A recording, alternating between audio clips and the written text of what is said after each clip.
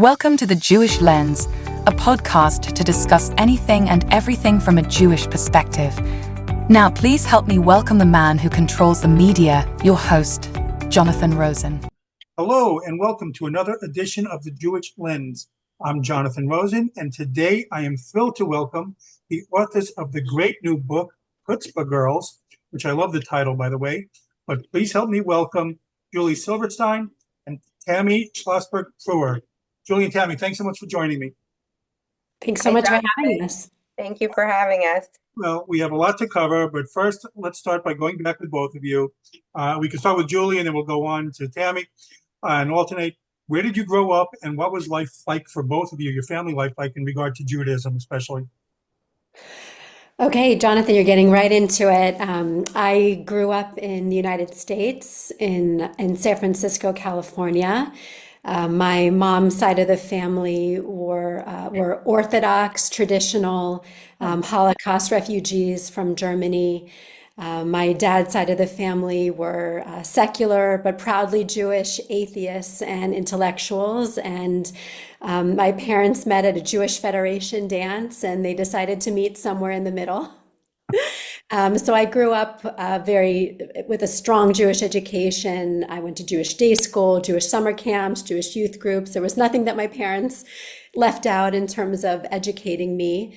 But it wasn't really until I went out into the world for the first time and went off to college that I really felt Jewish. I think I took a lot of my upbringing for granted, and then when I went out of the world and saw myself vis-a-vis others, I had a much stronger sense of myself as a Jew and my place in the world, and experienced anti-Semitism for the first time. So your family, came.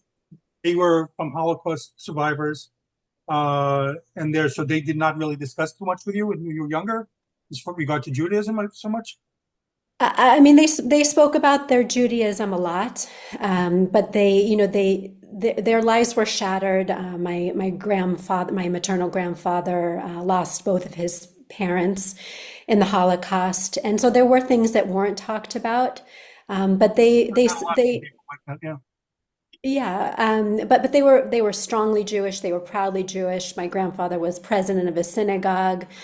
And my mother, who grew up Orthodox and left Orthodoxy, but always stayed connected to her Judaism, she now in her retirement has become a rabbi and cantor. So it's very much a part of our lives, and I'm the product of two proudly Jewish families and many proud Jewish women. And Tami? So I was actually born in Italy, in Milan, and I grew up in Belgium, in Antwerp.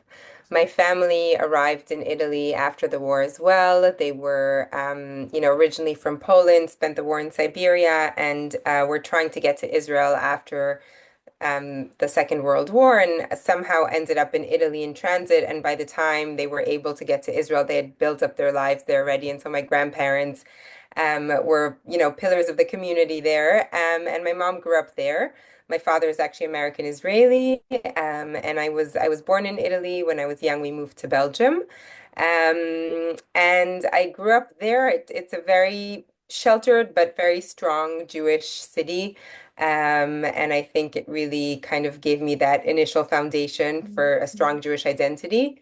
I was there until the age of 18, and then I made Aliyah, and I've been in Israel ever since. When did you? How old were you when you moved to Belgium? I was nearly 2.5. So I was quite young, but a lot of my family still remained in Italy, so we visited a lot. I mean, you have a book there. I mean, just how is it for your family? Did they ever speak about how living in Italy on the aftermath of the war? Yeah, I mean, I think for many European communities in the aftermath of the war, all they wanted to do was rebuild in every way, family-wise, business-wise. I think they were very active in just rebuilding Jewish life. My grandfather was very active also in helping Jews escape Russia at the time. So, it was really about, setting a strong foundation for Jewish life at the time and helping other Jews wherever they needed. Of course, there were Italian influences that came in. Luckily, the cuisine is more Italian than Polish in our household. So, but Good no, choice. Yes. exactly that we took the benefits. But then Antwerp was again a very different environment. So it was a very, I would say, multicultural upbringing. Mhm. A lot of wandering Jews. My mom is one of six, and every single one of her siblings lives in a different country or city. Wow. So yeah, there was a lot of kind of traveling and moving around happening within our family. Well, you're both here for a book. We're going to discuss the book in a little bit. So I'm just curious, you're both very interested in writing when you were younger, when you were kids? That's a good question. It's actually, it wasn't until this is our first published book, and it wasn't until we started writing this that I realized that I'd actually started writing a book at the age of 11, which of course was not published at the time, but I did that in my spare time, and I had these stories that I would write down, and one of my teachers actually once grabbed it and looked it over. So I really like that question because I really do believe that, what we're drawn to as children is also what we end up becoming later on. So it was nice to reconnect to that side. Maybe you could revisit the book now that you're older. You said 11. Julie, how about Yes. you? Yeah, I mean, I think I've always been a writer. I kept a diary as a kid. I was editor of my high school newspaper. I wrote for my college paper, and I worked professionally as a writer for a number of years. Before writing this book, I actually worked as the speechwriter for the Israeli ambassador to the United Nations. I I saw did that. a I number got of questions to ask about that too, but yeah. Yeah. I mean, I've worked as a speechwriter for about 15 years, always writing speeches for others, and this is the first book that I have in my own name, and that Tammy and I share together as co-authors. So it's a book that just didn't exist, and we felt that we needed to write it and put it out in the world. probably have a ton of questions about, probably for another podcast, about being working at the UN for Israel. You have so many questions about that, but just curious Yeah, about. in short, I was the speechwriter for Israel's UN ambassador during much of the Second Intifada, and it was an incredible position. I followed the ambassador around with a laptop and a portable printer, and wrote speeches that were presented at the Security Council, at the General Assembly. Of course, there were many contributors to those speeches, but it was my job to shuttle them and to ensure that they were cohesive and eloquent and did the job. That's fantastic. No, I asked this whenever I have writers on. Curious, what were some of your favorite books when you were growing up? Anyone can answer. So, Well, I don't know if it was a premonition, but my maiden name is Bernstein, and I always like Shel Silverstein. okay. I actually was drawn to poetry and playful poems and his style of writing, and then I married a Silverstein. So who'd have thunk it? And Tammy, you have any favorite books growing up? Well, I grew up in Belgium, so a lot of the literature we read was in Flemish and French at the time. And so, I also got a degree in French literature later on, but I think growing up, I would say we read a lot of Sartre in high school. We read a lot of Voltaire. And I don't know if you'd be familiar with any of the Flemish authors, but I did read a lot of Jewish stories about European Jews in those languages. I was always very drawn to literature about European Jews. So before, Tammy's very modest, but she does speak seven languages I on saw top of that her as well. That's accomplishments. amazing. That's incredible. What are the languages? English, Hebrew, Flemish, French, Italian, Dutch, Yiddish. So, Fluent in all? sorry. All? Sorry, you cut Are out you for a minute. fluent? Fluent Oh, in am I all? fluent? Yes, yes.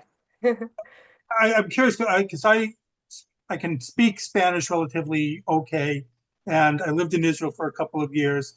And anytime I think foreign language, they already start intercrossing with each other. So I don't know how you keep track of seven.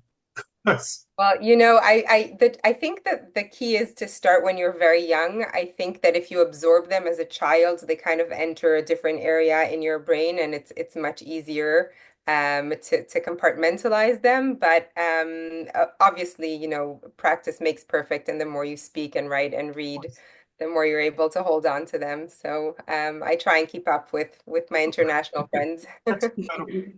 Before we get to Chutzpah Girls, so who were some of the women that you both admired growing up? Hmm. I mean, I had the great fortune of many strong women in my family. I think I probably most admired my two grandmothers, and probably the greatest compliment that anyone could give me is that I remind them of those two amazing women who've since passed away.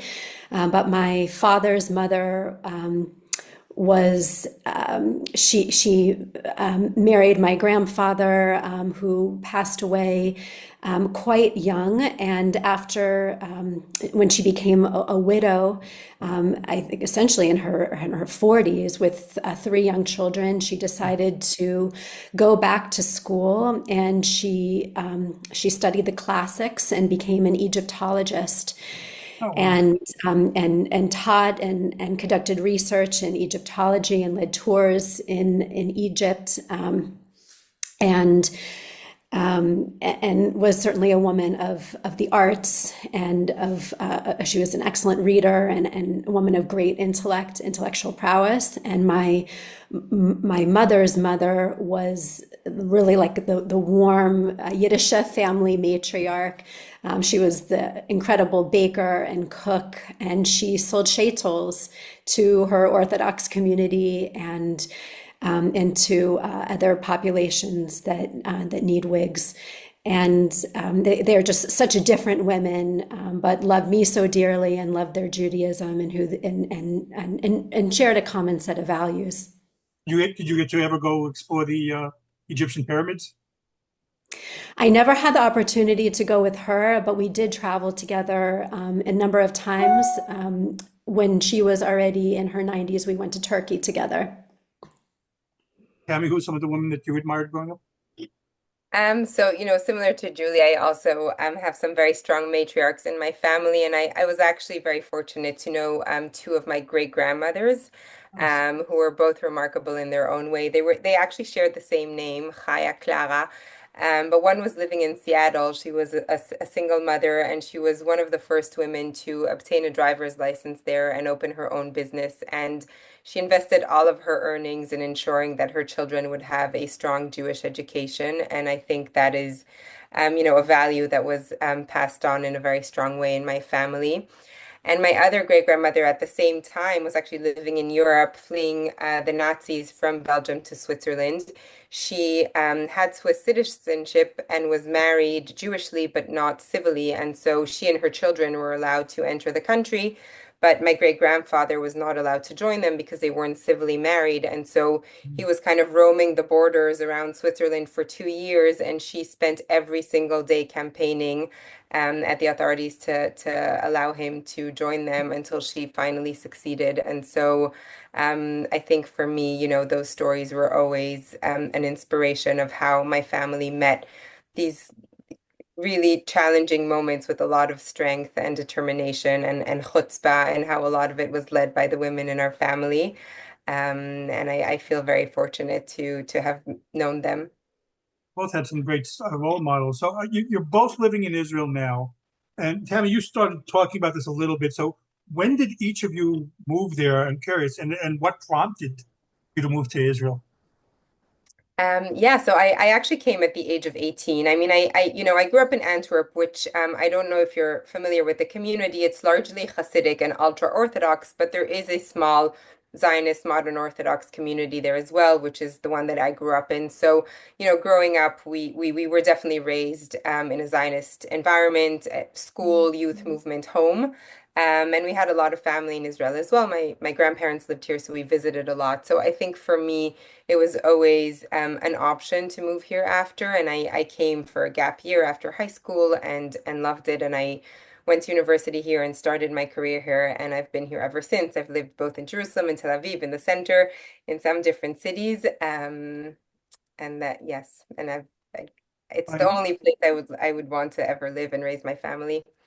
my oldest did a gap year there, and now my youngest is doing a gap year there. So Oh, wow. hope, Oh, that's hope she nice. decides to come back home. Julie, how about you? Well, you'll let us know how we can get in touch with her. We'd be happy to host her for Shabbat. Oh, thank you. Tammy's in Tel Aviv. I'm in Jerusalem. My daughter's I in Jerusalem. Great, great. I'm so delighted to connect with her. We came as a family about 6 years ago now. My husband and our and four kids. The idea was to come for a 1 year sabbatical to not educate our kids as tourists in Israel, but to give them a much deeper connection, even though we didn't have the intention of making Aliyah. We saw ourselves as Americans, but we have a strong connection here, a lot of friends, a lot of family, and we wanted to spend a whole year here to give our kids the experience of a whole year life cycle of all the different hagim to really develop their Hebrew language skills and to give them the sense that they could build their lives here and that Israel is a home and not a place just to visit on an air-conditioned bus, hopping on and off at different sites. And then Corona happened, we got pregnant and we had another baby, and now we have a Sabra here, like a little our own little Israeli, and some bar and bat mitzvahs. And October 7th happened, and suddenly it's 6 years later, and we haven't quite figured out how to leave. Israel has its hooks in us, and it's the most magical and tragic place in the world. And every day is the highest of highs and the lowest of lows. And we just really feel so fortunate that our children are growing up here. You know, I used to live there. I think I mentioned when I was a kid, I lived there, and I hadn't gone back until a few years ago. And it really was eye-opening for me. It was just real. I felt so close to the place that I didn't have that feeling as a kid. As an adult, I had that new perspective that, you know, this is home, that you just don't get it as a kid. So how did the two of you meet? Wow. We don't even understand. It really feels like there was some divine intervention. It was by chance, but it really felt more like fate or providence. We both had the same idea for this book and the same vision at the same time. Prompted by our children. My kids were younger at the time. Julie's were slightly older, so for me, it was really kind of exploring, stories and books with my daughter for the very first time. And for Julie, it was surrounding her children's Bnei Mitzvah. And we connected and we bonded over this joint vision to create the gold standard book, the most beautiful book that has ever been written about Jewish women. And we just got to work and, we made it happen. As Julie mentioned, there were some challenges along the way, Corona, babies, not challenges, but they caused some delays, and October 7th, of course. But we're very excited to be at this point and about to release the book. And But it's been a you just fascinating but journey. how exactly did you meet? You met through like a writing group, perhaps, or just like this? No, I think I had written some sort of proposal for the book, and Julie was doing some research to see if a book like this existed. And just as I was submitting this proposal, she kind of came across it and reached out, and we spoke, and it was the perfect timing for both of us with the exact same vision. And we just made it happen. So you both had the idea to do a book on Jewish women independently of each other? Hmm. At the exact same time.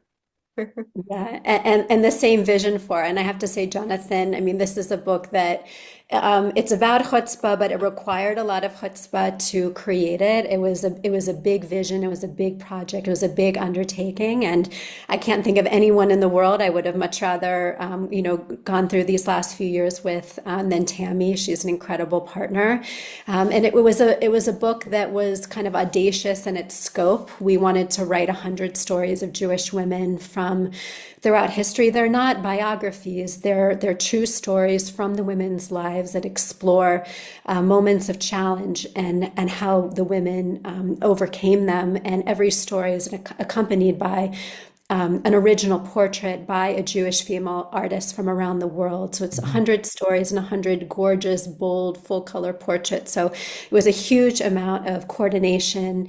And to find a publisher that was willing to take a risk on a book like this and to take it on, we were so fortunate to work with Curation. They're the best in Jewish publishing. They make the most beautiful books, and they got the vision. And once Corona died down, they were ready to get started, and we moved forward. And Tami and I are we work together all day, every day, nonstop.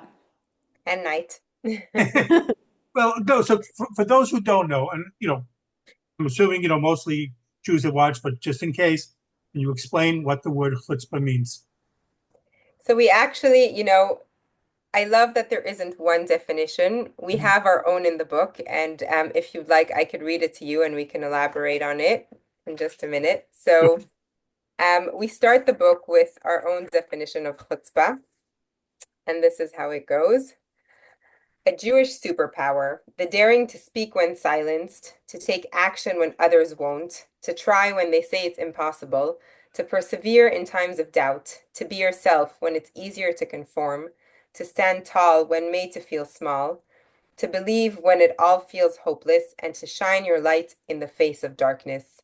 And then we have a quote from the Jerusalem Talmud, which says, Rabbi Zera said, "Come and see what Chutzpah, the land of Israel, has, that it produces fruit in barren land." And that is actually the only time we have ever seen the word chutzpah mentioned in Jewish sources. And to us, it really just aligned so beautifully with our vision of chutzpah, which is having that audacity to blossom in the harshest conditions. But I think the beauty is that there isn't one definition, and everyone can connect to their own source of chutzpah and their own type of chutzpah and show up in the world, shining their own lights depending on what chutzpah means to them. And I think that is really reflected in the diversity of the stories, not just in terms of the background of the women, but also their fields of contribution, the ways that they went about leaving their legacy. But I think it's that, that's that daring to show up as yourself and own it. Jonathan, Especially, go ahead, sorry. Julie. Mhm. I mean, this is, when you see often these compilations of stories like hero stories, you think, oh, this is going to be just this, kind of glossing of achievements, a celebration of all these incredible things these women have done. I mean, certainly they have done so many incredible things, but what's notable about each one of them is that they encountered discrimination as women, and they encountered discrimination as Jews. And that's often where the chutzpah comes in, because they had to overcome so much with audacity and courage and creativity and hope and chutzpah to go on and to do sometimes really extraordinary things.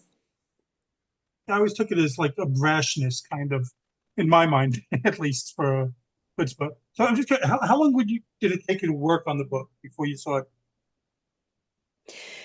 Well, the dream started about, I'd say, 5 years ago, Tami, but we really started working in earnest about a year and a half ago, and we wrote and we work with 12 incredible female artists, and it was like a sprint, really, over the last few months. The book was written all in all very, very quickly, as books go. And now we're already in pre-sales, and the publication date is November 25th. But I ask because you have people in here like, in Baal Lieberman, who defended one of the kibbutzim. And so I'm curious, after October 7th, I guess this is like a two-part question, really. How much did October 7th change you overall? And then how much did it change you with your philosophy toward the book? Because, like at the beginning, was it one concept, and then after October 7th, was there perhaps a thought maybe focus on some heroism and some things? So did it change? I mean, did it change you October 7th, as well as change maybe your philosophy toward the book? Yeah, absolutely. I mean, we started out with a goal of kind of, telling these women's stories and shining the light on the stories of Jewish women that are sometimes untold, rectifying a historical bias and making sure that these stories that we don't know of are brought to light. And I think, after October 7th, of course, the book took on an additional scope, um, strengthening Jewish identity, making sure that we have this content to connect with our children over. For the past year, we've had to have the most impossible conversations with our children, trying to explain the reality to them. And I think having these types of stories that allow us to connect with our children over stories of heroes, of inspirational characters in our heritage, to focus on the strength as opposed to the trauma is something that we really wanted to highlight. And so, of course, just before the manuscript was submitted, we did make some edits to the book to ensure, we all understood that this was going to be a very pivotal moment in the history of the Jewish people, and we wanted the book to reflect that as well. And so we included some of the stories of the heroic women from the day of October 7th. And Bal Lieberman is one of the ones that you mentioned, who so bravely saved her entire kibbutz that morning by springing into action and securing the fence. Rachel from Ofakim, the cookie Safta, is another one who saved her own life and her husband's life by feeding the terrorists cookies and nurturing them throughout the day until reinforcements were able to arrive and save them. So these are just really a few stories that we've included. And of course, the stories keep coming in, and there's definitely going to be a need for a second and a third book to cover all of the stories of the brave women that we keep hearing about. Additionally, October 7th also affected us and affected the other people who were involved in the book. I mean, we both live in Israel. We were running back and forth to shelters with our family in the midst of writing and researching this book. And a number of the artists who worked on the book also live here in Israel and were displaced from their homes in the north. So obviously that changes how the workflow of a book like this, how you communicate with the various people involved, and a number of the team members on the Curation side too were in and out of reserve duty in Gaza and now in Lebanon. And I'll only add, Julie mentioned before how many of the women in the book have had to face discrimination, both as women and as Jews. And I think, this year, since October 7th, we've seen that very, very powerfully, where all of the feminist organizations just completely ignored the atrocities that were committed against women on October 7th. And I think the book took on an extra layer of meaning, knowing that, Israeli women and Jewish women need to connect to their power now and to feel seen and to be reminded of how strong Jewish women have been throughout history. I personally started, and I know Tami can relate to this, a deep sense of isolation. I'm sure, Jonathan, you can relate to this feeling too, that we don't know right now as Jews where we fit into the world. We're seeing, pogroms in Amsterdam. Right. Overnight, we saw more violence against Jews in Switzerland. It's hard to know where we landed after the most recent election. Will the incoming president have our best interest in mind and be there for Israel? So there's this really deep, almost existential sense of isolation. And I think that we had the privilege of researching and writing about Jewish women throughout history, and that gave us a very different sense of perspective on this moment to appreciate that it's Jewish women throughout history who've experienced dark moments very similar to the one that we face today. They've encountered, moments of uncertainty, moments of violence, and they've gone on to meet that darkness with their chutzpah and to survive and thrive. I'm not sure if you can hear, we have jet planes soaring overhead right now over Jerusalem. I'm sure we'll understand shortly why they're there and what's going on in the news. But it's everywhere and all around us. And I think that we now walk through the world differently, and we hope those that read the book will walk through the world differently with Jewish women by their side who've met these moments, and to realize that they're not alone, and to find in themselves heroines from throughout history to walk with them and give them strength. Oh, no, I mean, you said it perfectly because I've said it often on this show also that October 7th changed me forever. I will never be the same again. There's no hyperbole there. You are a changed person. You can't look at the world the same anymore. And it's a combination of who did reach out or step up and acknowledge what's going on and who was silent and ignored a lot of things. But I also feel closer to the Jewish community than I've ever felt before, and that's one of the positives on it too. That I do want to embrace Judaism much more than ever before with it. Yeah, so something like this with your book is very tough because when you have to limit it to like a certain number, it becomes difficult to do so. Whenever you do like a top 10, a top whatever, it's like always very difficult what gets left out. So what process did you have in putting the list together? Like, did you say, I want to do a certain number of entertainers, a certain number of activists, a certain number of politicians to break it down that way? Or you just, whoever you liked, you put in? So, I think first of all, we agree with you that 100 is definitely not a complete number, and we have Excel spreadsheets filled with additional stories of women that we hope to tell. Yeah. So stay tuned. But I think for the first book, I think that the most important parameter for us was that the women weren't incidentally Jewish, but that they were really driven by Jewish values, that they were connected somehow strongly to their Jewish heritage, that their contributions were inspired by their Jewish values. And I think in addition to that, we really wanted to showcase diversity and make this a book about Jewish women worldwide. Geographically, they come from over 30 countries. In terms of ethnic background, we have Sephardi, Mizrahi, Bukhari, Persian, Yemenite, Ashkenazi, obviously. So there's really a lot of diversity in the book, also in terms of their fields of contribution. And so I think we really try to showcase the most diverse and enriching Jewish experience throughout the stories that we tell and throughout the art that's portrayed in the book as well. As Julie mentioned, we worked with 12 female Jewish artists, all from different areas in the world, all with different artistic styles.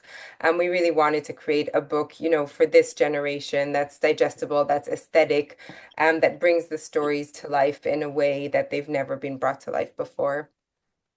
But if you want to know the real unofficial title of the book, Jonathan, it's not Hutzpah Girls: 100 Tales of Daring Jewish Women. It's the incomplete list of of daring Jewish women. I mean, 100 is nowhere near complete, and you're hearing more jet planes overhead. And the greatest compliment that we can ever get is, "Why didn't you include her? She's my favorite. Why didn't you make space for her?" We couldn't include everybody, but we do want to keep telling more stories of Jewish women. We'd love to write more books. We'd love to put out more digital content. We'd love to do a podcast. I mean, this is our mission. I was Is to thinking this would be a perfect thing for a podcast to do an episode on each one as you Jonathan, we're gonna call you, and you'll help to advise us on how to do it, because you do anytime. it My pleasure. so beautifully. Well, you just said it yourself because like it's an impossible task to get 100 that someone's going to this. Hey, why didn't you include this one? Even me, I like oh, I wonder if this one's in here too. So it's an impossible task. So who were some of the poor people that you left off that you said, oh, I wish I could have included her? There's so many, for example, we do include many biblical women. I saw that.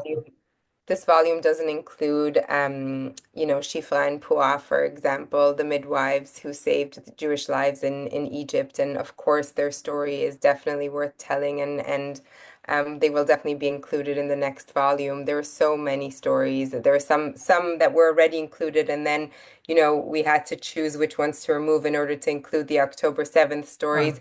I think throughout it all, we really try to maintain a balance, to have as much diversity as possible. Also, historically, we wanted to make sure we're not focusing too much on one era, but are representing the entire historical timeline. And so it was a juggle. There was a lot of kind of, conversation about it. But thank God, there's so many more stories to tell.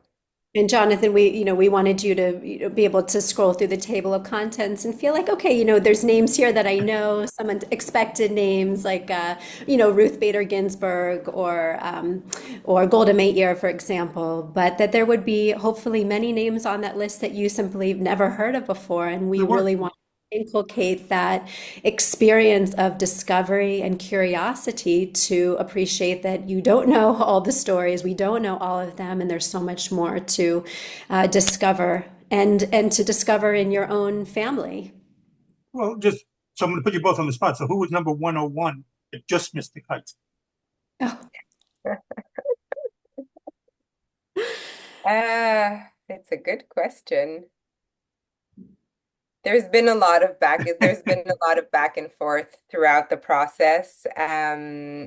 We spent a lot of time researching, we spent a lot of time discussing, we spent a lot of time reviewing. We also spent a lot of time thinking about the values that we want to transmit through these stories and what would speak to today's youth and the generation, and having, that balance between universal Jewish values, but also values that speak to modern kids today or modern youth today. So I don't know that there's anyone who we said, you cannot be in the book, or you won't make it, but we will save you for the next, Number next. exactly, for the next one. So when putting this list together, something that occurred to me, were there people that you saw that you thought you knew really well?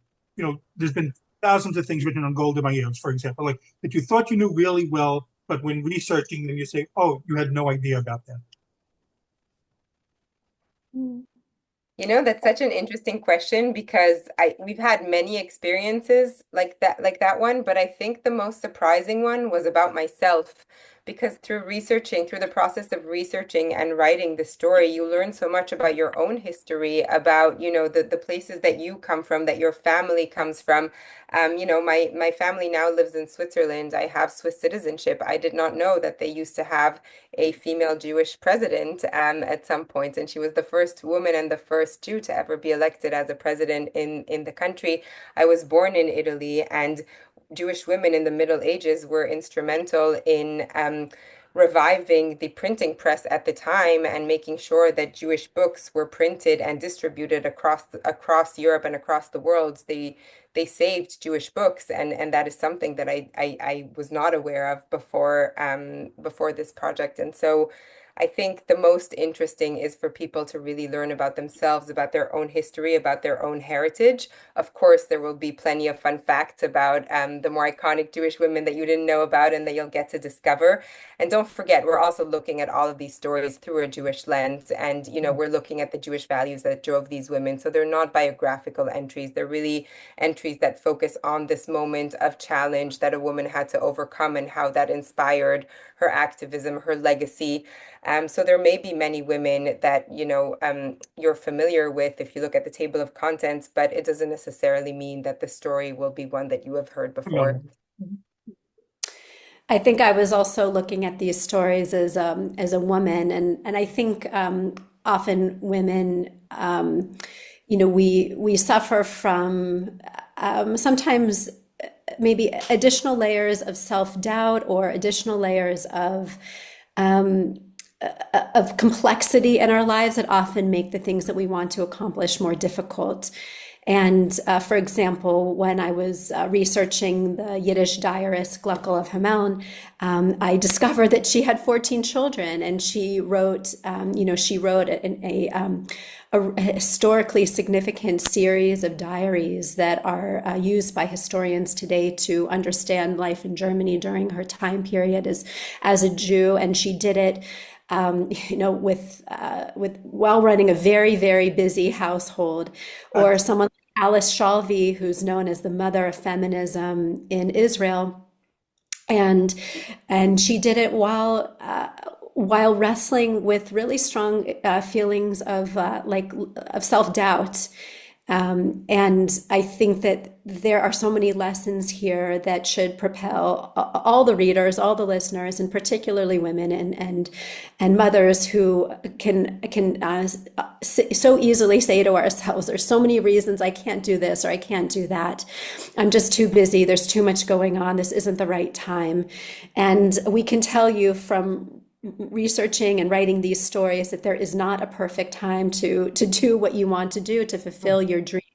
None of these women had a red carpet laid out for them. Nobody whispered in their ear and said, "This is your time." It was messy, it was hard, and they did it. No doors open. You have to break them open. So Yeah, that's it's if you just said it kind of though. If you had each had to highlight one person who really resonated with you, so who would you pick? It's just the one person. We have a bio in the book at the end, and we both list our favorite Chutzpah girl. And I mean, the more you kind of research and discover, you have to come to love them all. But to me, I really connected to Flora Sassoon, who was an Indian businesswoman from a Jewish family, a Jewish Iraqi family. She's originally from Baghdad. Her family had moved to India, and she was widowed at a young age in the late 19th century in India, and she takes over the family business and she turns it into an empire. And she's also raising three kids simultaneously. And she's a highly educated and learned Jewish woman and corresponding with some of the leading rabbis at the time throughout the world. Um, and she just somehow manages to navigate both of these worlds at an extremely high level with so much grace and poise and excellence. And that was always, I think that balance was really very inspiring to me. I guess having been raised, in a much more sheltered and traditional Jewish environment, and now living in a much more liberal city, walking that line between the two worlds, always resonated. And the way that she does it at such a high level is truly impressive. And so to me, she's a very inspiring character. She also takes her influence and responsibility very seriously and becomes an activist, not just for Jewish women, but also for local Indian women, fighting against the purdah, the veil that required Indian women to cover their faces, advocating for vaccination for children in India. And so she's really a trailblazer in so many different fields. Well, Jill, you want to say something? I'm sorry. Sure. I mean, you mentioned, Jonathan, that your daughter is here in Jerusalem on seminary. Fine. This is a town that's filled with yeshivot and seminary programs. We were delighted to discover Senet Baratzani, who led a yeshiva in Kurdistan in the 1500s. And she was a renowned Torah scholar and a writer, and she led the yeshiva and pushed through financial challenges and what was one of many things that were notable about her was when it was time for her to marry, there was a clause that was put in her wedding document that her husband had to sign on to say that she would not be mired in household responsibilities that would then prevent her from being able to lead. So you see already, already hundreds of years ago, a unique and balanced and a relationship where you have a man and a woman who are supporting each other in order to lead their communities. The book comes along at such a good time there. It's, for girls, boys, anyone, because we're at a time, and we've talked about it a little, when Jews are being attacked so many different places, either physically or harassment online. So what do you want people to take away from this?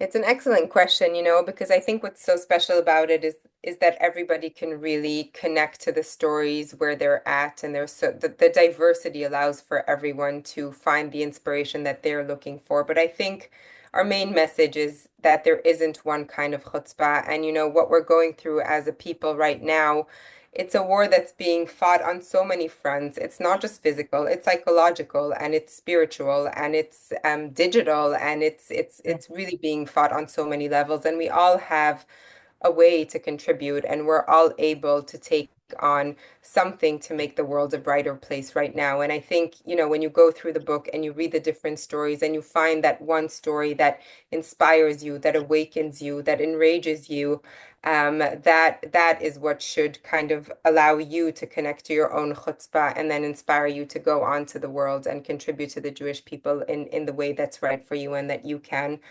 And I think, in addition to that, there are dark times right now. These are dark times, and as Julie mentioned, these women have their stories have really anchored us throughout this year, and reminded us of our power as women, as a people, as Jews. And if we can look at our history through the lens of strength and chutzpah and determination, and not just one of adversity and trauma, I think that is a very inspiring message to hold on to during these days. We were recently talking to a communal leader, and she said to us, Jews have invested millions of dollars in commemorating Holocaust and in telling Holocaust stories. And of course, there's value to that, but why have we not invested as much in telling the stories of strength and resilience and building up the next generation with that kind of empowerment? And so we hope that this is what this book sets out to do. Well, I saw that you had, this is a side thing here. You had blurbs from so many people like Mayim Bialik and Deborah Messing. So how did that come about? And how thrilled were you when you said, could you believe it that you said, oh my gosh, this person's going to be blurbing our book? First of all, we feel so fortunate. We were able to secure endorsements from some of today's loudest and proudest Jewish figures, as you mentioned, Deborah Messing, Shai Davidai. We had the opportunity to be guests on his podcast.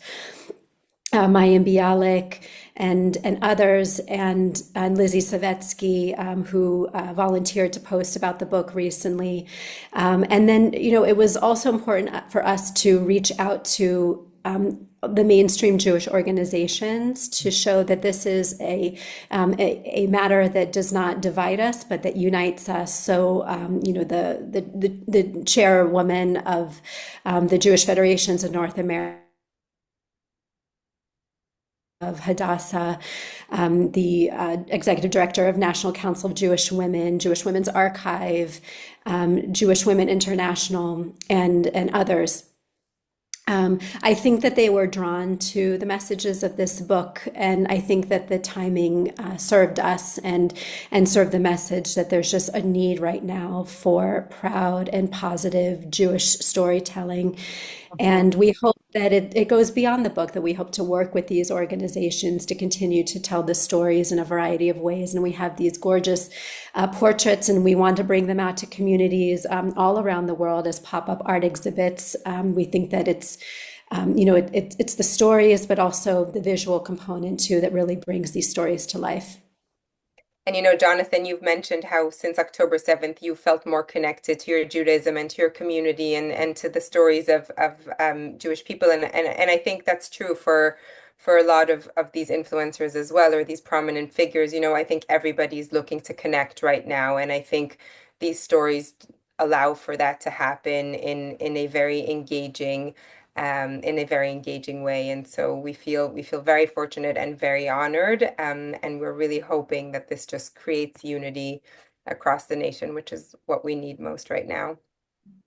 Oh, Yeah, and maybe for those who are curious out there, this was just a pure passion project for us. Tami and I have put our blood, sweat, and tears and thousands of hours of time into making this book possible. So, it was a book that we wrote in the cracks of time, between our jobs and classes and motherhood, and we willed it into existence. And so to see, these endorsements, it's so exciting to see people coming out and saying we need these stories.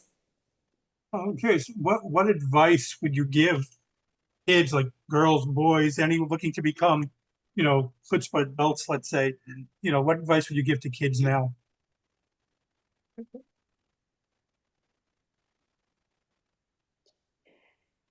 Read our book, first of all. Of course. But also know that you're part of something so much larger than yourself, and let yourself be carried on the shoulders of giants. Thank God we have so many inspiring characters in our history, both male and female, and connect to those stories, be inspired by them, learn from them.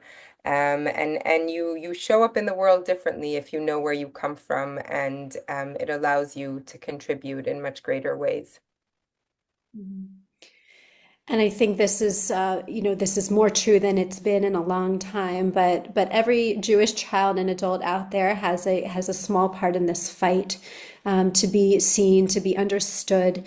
And we hope that the value of chutzpah will drive you and encourage you, whether you're on a college campus, whether you're facing any institutional discrimination, whether you're trying to simply raise Jewish children, or whether you encounter it on the streets of your city, that you find in yourself a hero, and that you gird yourself with chutzpah to do what you need to do to make the world a better and safer place for Jews and for all of us. Well, right now you're both firmly entrenched in promotion for this, but have you stopped to talk about what you want to work on next, either together, individually? Yeah, absolutely. I mean, first of all, the last page in the book asks everyone what's next. We'd love to hear from everyone who reads the book. What do you want to see next? Who do you want to read about? How do you want to hear these stories? I'll give you my I suggestions too later. So Great. We would love to get your suggestion, Jonathan. We are, we really feel that there's a potential here to bring the stories to life in an even more engaging way. We're working with a Jewish female producer to turn the book into a script for theater and screens. great. We would love to leverage the art, as Julie mentioned before, for these pop-up art exhibitions to really kind of help visualize as well. There's so much here that can still be brought to life in so many different creative ways, which we would love to do. And of course, as we mentioned before, there are still so many stories that are not told, and we hope to tell them on every single platform possible. Well, I just want to know, again, so people know out there, how can people follow you both or the book on social media? So you can find us on our website, www.chutzpahgirls.com. We're also active on Instagram. We are Hutzpah Girls, and Facebook, Hutzpah Girls, and we are now available online in pre-sales. We've been blown away by the level of interest in this book. We jumped to #1 in new releases on Amazon, and we've been holding that spot. It's just so thrilling to see the interest in Jewish women's stories. So you can find us on Amazon. You can find us on Curation Pub, our publisher's our publisher's site. And soon, hopefully, in brick and mortar stores right near you. We hope to be worldwide, US, Canada, UK, France, South Africa, Australia, wherever Jews are, we're going to be there. Well, again, the book is fantastic. I also encourage everyone to go out and get it. It's a great read, and especially if you're right now, I think it's a needed book as well. So, Julie and Tami, I want to thank you both for coming on. It's been a pleasure talking to both of you, and I really do wish you much success with this book. And you're welcome back anytime, and I'm curious to see what you both do next. Well, thank you so much, Jonathan. We appreciate it. And you are a true chutzpah champ. And Chutzpah Girls can't do it without chutzpah champs. We all need to work together to advance women and Jews in these stories. And so thank you for providing this platform for us. And we so enjoyed speaking with you. Thank you, Jonathan. It's been such an honor. Well, thank you both. Again, this has been The Jewish Lens. I'm Jonathan Rosen. And again, a very special thanks to Julie Silverstein and Tami Schlossberg Pruwer. And please like, comment, and subscribe. Thanks for tuning in to The Jewish Lens, where all items used was strictly kosher.